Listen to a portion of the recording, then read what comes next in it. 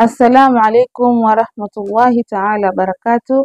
Mpenzi mtazamaji wa Ukhti Feti Online TV, karibu katika kipindi hiki ambacho kinatupa mwendelezo wa masuala mbalimbali pamoja na faida kuhusiana na dua. Ewe mpenzi mtazamaji, leo nataka niwape faida.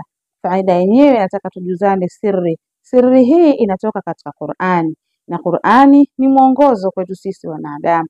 Hivyo basi Qur'ani ina sura takriban 114, na sura hizi zote kila sura ina mwanzo wake. Sasa basi leo tutatazama sura ambazo zinaanziwa na herufi. Sura hizi zina siri kubwa sana ambazo wengi hatuzifahamu. Sasa leo hebu tuwafahamishe sura hizi zinaanziwa na herufi gani.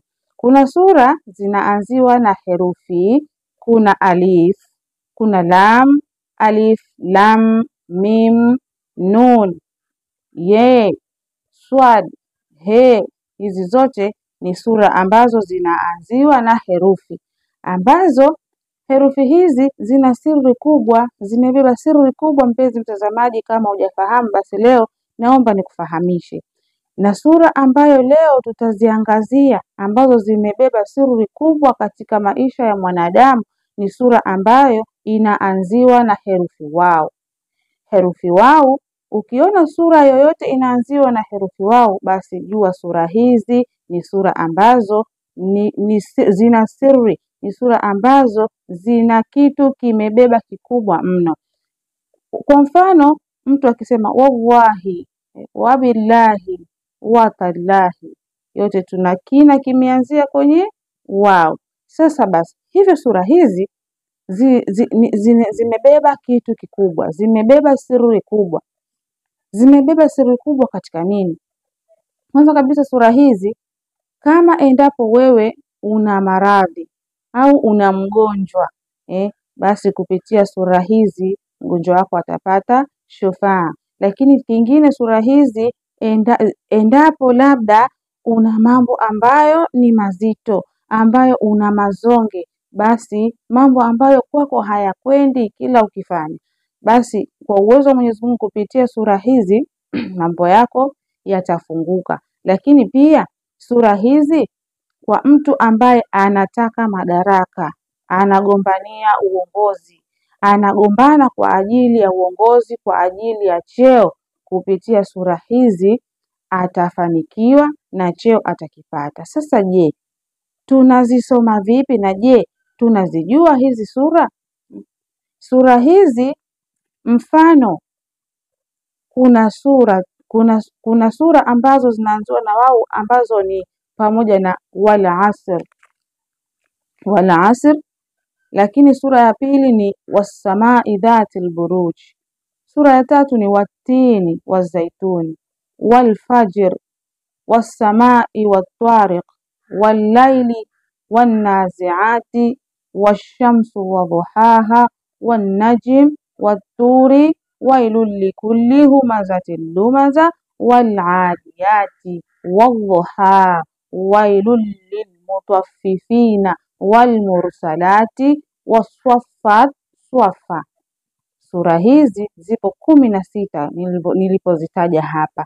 Hivyo sura hizi endapo utadumu nazo, zinazoanziwa na wao, basi kwa mambo haya matatu niliyoyataja hapa, kwenye maradhi au ugonjwa, unaumwa au unauguliwa, tena ni maradhi makubwa ambayo unaona kabisa haya hayawezekani, yamekukatisha tamaa. Lakini pia kwa mtu ambaye mambo yake yana mazonge, mambo yake hayakwendi, basi sura hizi insha Allah zitamfanya mambo yake yafunguke. Lakini pia kwa mtu ambaye anataka madaraka, anagombea labda wadhifa fulani, nyadhifa fulani, kupitia sura hizi mambo hayo matatu yatafunguka.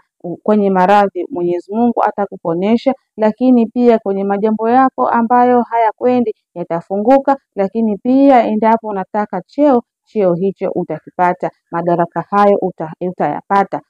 Sasa basi kupitia tuone kwa mfano labda mtu ana maradhi au ugonjwa. Kama una maradhi au ugonjwa, utatumia vipi utatumia vipi sura hizi zinazoanziwa na wau? Sawa kabisa. Katika upande wa maradhi, sawa, kwa hiyo mwenye maradhi ajisomee sura hizi, wal asr was-samaa, kama nilivyozitaja.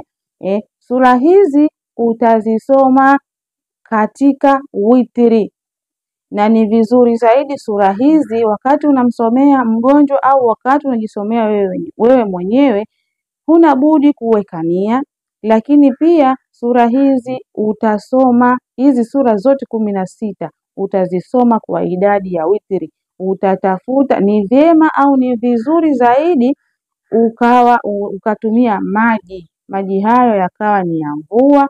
Kinga maji, usikinge kwenye mchirizi wa bati au kwenye mkingio umeakinga sehemu kutokana na mkingio yanatoka kwenye bati, kuna zile nini wanaita, unakinga. Hapana, utayakinga ambayo yanatoka moja kwa moja katika mbingu, yanayotoka moja kwa moja. Kama ni sehemu ya wazi ndio ukinge chombo chako, maji hayo ndio yatakuwa mujarrab sana.